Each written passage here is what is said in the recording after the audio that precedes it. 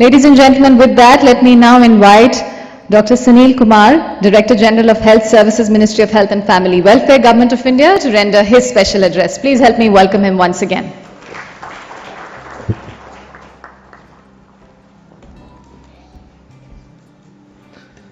Good morning all. Dear colleagues, Shri Vikashshil ji, Dr. Randeep Guleria ji, Dr. Sachdeva, colleagues of the dais, national experts, distinguished colleagues from Directorate as well as the Ministry. My job has been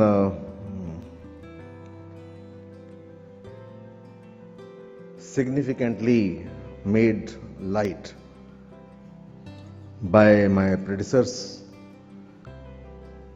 As you all know that Dr. Guleria is a respiratory expert, so he has already spoken about the problems, the clinical problem related to COPD.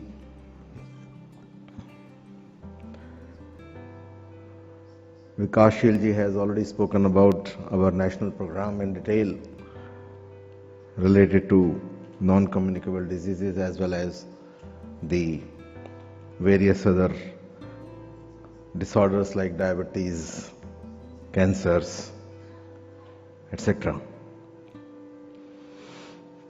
So I think I will begin rather than, towing the standard line of that this disease contributes 17.8% of the global burden of COPD and has 28.5% of dailies, etc., and how the program percolates down to the health and wellness centers, and how the clinics are organized at the NCD clinics are organized at the district level, and what is the role to be played by the tertiary care hospitals, etc. I'll straight away come to the point. I have a meeting at 11:30 to attend, and by all standards I am always late. So I'll be very brief and short and take up from where Shri Vikashshil left. That there is a lot to do. Yes, there is a lot to do. And our journey begins when we recognize this, that there is a need to do a lot. As long as we remain in dilemma and as long as we remain in denial that nothing needs to be done or we don't know whether anything needs to be done, the journey begins nicely if we recognize that this is a huge problem and we need to do something about it. We need to bring relief to the people of country. We need to prevent this disease so that we do not have sick people, non-contributing people in this society. And they are well looked after from the treatment point of view also. So we need to do a lot on prevention. We need to do a lot on therapies. We need to do rehabilitation also, how to look after them when they finally fail to not to respond to the treatment. I think in this regard what is important is that I believe that a lot is already being done, but in my mind one more thing which is very important to be done is that we should have a national COPD helpline. We may call it Lung India. People should be able to call. People should be able to make up the calls there and seek help 24 hours a day, 365 days. The experts or the union may deliberate on it and come out with what are the possibilities on this. Similarly, on this particular aspect, I would say that I'm told that there are registries which are hospital based, which are also based at a big institution owned by the ICMR. However, our numbers can at best be called as estimates. We do not have accurate numbers. And ladies and gentlemen, friends, as long as we have only have estimates, we cannot provide exact solutions. The exact solutions begin when we have exact numbers. Then only we can tell us the magnitude of the problem and the magnitude of the solutions required. So I think we need to have a compact, single window registry which absorbs every single patient in order to be reflected at the national level. We need to think how we can do that. Friends,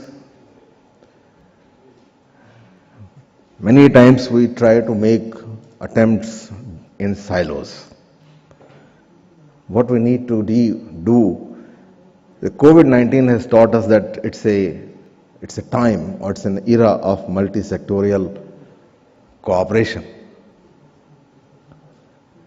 And therefore, we need to create a huge network which is interconnected with each other, which is accountable and responsible in their own right to the assigned roles which can be identified. So there can be centers of excellence at a national level, then there can be regional centers, and then there can be respiratory units in all the tertiary hospitals or medical colleges of repute, including the AIIMS. This chain should remain vibrant, dynamic, and the think tank to come out with various preventive, therapeutic, rehabilitative, and other strategies, but mainly the technical ones. They should be able to research, they should be able to provide training needs, they should be able to provide the skills, they should be able to identify the gaps, they should be able to provide tools for all those things. So that is the kind of thing that I'm talking about. When we talk about integrated approach, I think it's not about only we already recognize that there is a huge scope for yoga. Today, for the first time, I'm so happy to hear that yoga was mentioned several times in the management or in prevention of COPD. Friends, the world looks at yoga as the magic therapy. On the other hand, we are shying away from it. It's time that we embrace it and we say that it's our own and incorporate it in the most prestigious and in a scientific manner in our national programs, including that for COPD. We shouldn't neglect the benefits or the goodness in Ayush. Ayush does not mean that it's only therapy. The medicines, the jadi buti as we call. No, it's not that. It also talks about diet, healthy diet, the natural products that we find in the nature which are so healing, which are so rich in preventing several disorders, including the cancers. So friends, I give a call that let's not shy away from it. Rather, we should be active in promoting this in chronic disorders such as chronic obstructive pulmonary disease. It has a lot of relief to provide. We should also be talking about bringing relief to the occupational people at the occupational hazard in terms of chronic respiratory disorders. Your brothers and sisters are working in factories which are lethal chambers, to say the least, even today, and produce noxious gases or substances absorbed by them, absorbed by their lungs, out of compulsion to earn the bread for the day and night. We need to look after that also.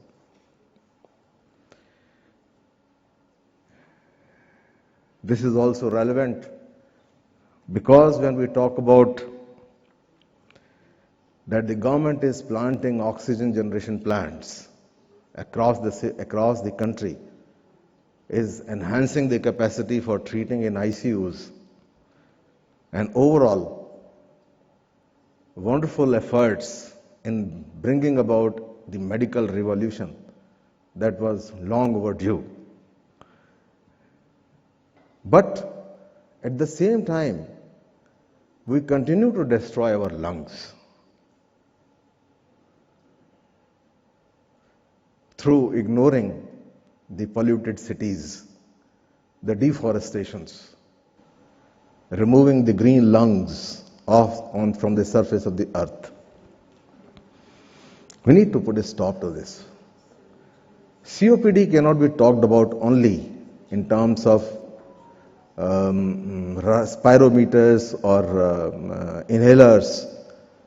As long as we don't talk about restoring the environment, restoring the good breathable air, we will never be able to successful in treating or preventing COPDs and illnesses like that. So we need to upscale our efforts in that direction too. Finally,